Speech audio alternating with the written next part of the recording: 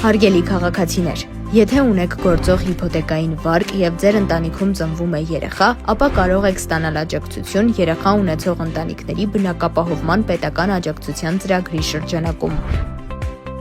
Պարտադիր պայմաններն են. Հայաստանի Հանրապետության քաղաքացիություն, առնվազն 12 ամսվա մարումներ, որոնց գծով ուշացումները չեն գերազանցում 30 օրը, տան արժեքը չի գերազանցում 35 միլիոն դրամը, ընտանիքը չունի այլ բնակելի անշարժ գույք։